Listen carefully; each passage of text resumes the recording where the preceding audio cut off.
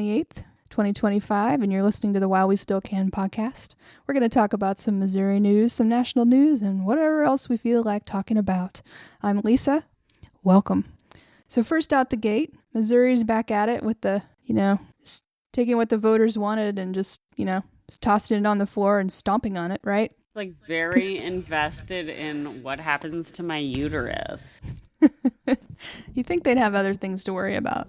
Like, I wish that they had a period. All of these men that are doing this, like, if they just had to have, like, why are you so obsessed with the shedding of my lining? Like, really? Why are you regulating my It never ceases to amaze me how the party of small government is behaving this way. Exactly. Yeah. Oh man, did you see the COVID boosters are not recommended anymore? And well, let's pause on that. So the Health and Human Services has taken off the COVID vaccine as a recommendation during pregnancy. That said, I saw the ACOG made a statement that says they're profoundly disappointed with that recommendation, that the science hasn't changed. It's still a valid thing to do. It's just that HHS under Kennedy has Brainworm chosen.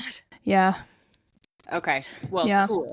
So back to our Missouri situation. We have an article by Jason Hancock in the Missouri Independent. The date was May 27th. So the title of this article is Missouri Supreme Court Order Reinstates De Facto Abortion Ban Across the State. The Missouri ACLU expects another injunction will soon be granted that will reopen access to abortion in the state. And so it starts out, the Missouri Supreme Court on Tuesday ordered a judge in Kansas City to lift an injunction that had blocked restrictions on abortion, a decision that opens access to the procedure 6 months after voters enshrined reproductive rights into the state constitution. The 2-page order imposes a de facto abortion ban in the state, according to leaders of the state's 2 Planned Parenthood affiliates. Abortion appointments at the Planned Parenthood clinics, Kansas City and Columbia, were canceled in wake of Tuesday's decision. Over the course of 2 rulings, one in December and one in February, Jackson County Judge Jerry Zhang pointed to the voter-approved constitutional amendment in issuing a temporary injunction blocking abortion restrictions enacted over numerous years by state lawmakers. Most notably, Zhang struck down licensing requirement for abortion clinics, arguing the regulations were unnecessary and discriminatory because they do not treat services provided in abortion facilities the same as other types of similarly situated healthcare, including miscarriage care. The injunction allowed abortions in the state to resume while the case made its way to a January 2026 trial. On Tuesday, the state Supreme Court determined Zhang applied the wrong standard in rulings, ordering her to vacate her earlier orders and reevaluate the case using the standards the court laid out. That leaves the door open for Zhang to potentially implement another injunction. Tom Bastian, spokesman for the Missouri ACLU, painted Tuesday's ruling as only a temporary setback. His organization believes its arguments for halting restrictions met the standards set by the Supreme Court and expects Zhang will grant another injunction blocking the ban and restrictions, once again allowing Missourians to access abortion care. Okay, so it sounds like this is a temporary situation. We're still in the middle of it. There's a long way to go. Of course, the Attorney General is saying that the decision from the Missouri Supreme Court is a win for women and children. Oh my God. Andrew Smelly? Yeah, he's back at it. So we've got some ways to go, but this is going to just, as long as the Republicans have any power, they're going to just keep doing this. It doesn't matter what the voters say. It doesn't matter until we actually vote them out. I know. This BS is going to continue. It is. It's very stinky BS. Okay. What else we got? Missouri, lame. Okay. Well, not only is Missouri lame, Trump is making just the whole United States lame. So he hates Harvard, right? Right. That's like his most recent hyper-focus. So he has frozen all student visa applications. So the thing about Harvard is it is the only U.S. institution in the global top 10 for research output, okay? The other 9 are Chinese. Okay.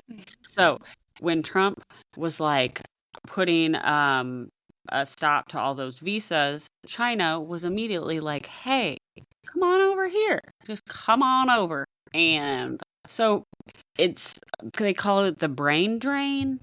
So not only are like state by state are they like making it so that doctors can't get properly trained for all organs of the body, but now, we used to be kind of the forefront for a lot of that stuff. And, the world's going to go on without us is a thing. And All of this stuff is going to keep, the science is going to have it, whether it happens here or not. But then we don't have access to it. We have to wait.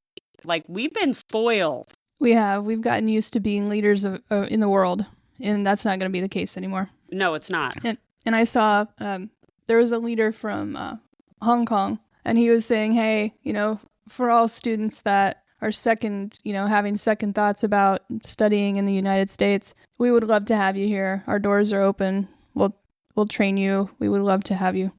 Our reputation, it can't stand forever like this. It's true that in the past we've had so many institutions across the country that were just on the cutting edge of research and whatever their field is or whatever, but that's just not going to be the case anymore. And the trust is broken for a lot of these places. So I would be scared to come here. People who are citizens here are scared to come back if they leave the country. Yeah, if you were here, and especially it's terrifying for these kids that, we really are in a place right now where free speech it's not a thing anymore at the moment. I mean, no. I think anybody that speaks out, including ourselves, has some concerns that, somehow repercussions will happen.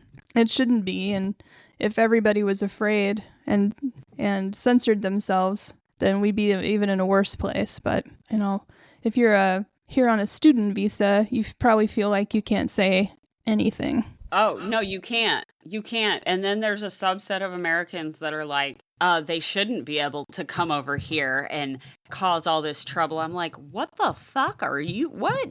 Who? Okay, you constitutional fucking immigration scholar. Shut the fuck up. Speaking of, people who want to play the part, we have Cosplay Christy corralling camels. Oh my god. Dude, she has like the scarf on her head and everything. Like she's posing, like this bitch has more costumes and I am a Halloween girl. Well, it's one thing to adapt to the norms of a local culture when you travel, but like you say, she just gives cosplay vibes. It's cringy. It's like no shame. Puppy killer Christy. Tell us again who you're talking about. Christy Gnome. Okay. Did I not say her name? Cosplay. Christy. Okay, sorry. She is our DHS secretary. She plays many roles, okay, along with her many outfits. Yeah, as you'll recall, she was the one that took the photo in front of the jailed people. But very reminiscent of not special anymore because so many other lawmakers did that. But remember, she didn't know what fucking habeas corpus was. That, or she pretended not to know. Maybe. I don't know. I can't tell the amount. Like, I like some Botox, but I can't tell. The poker face is real. It's real. She can't emote. But also, why is she riding a camel on my tax dollars? Dude, I don't know. That's a good question. Where are you? Got a camel corraller. Christy. No one should be letting her around animals. We know what she does with those. Okay. For all those naysayers that said that Russia has nothing to fucking do with anything, your old boy, Donald J. Trump, on True Social, so you know it's true.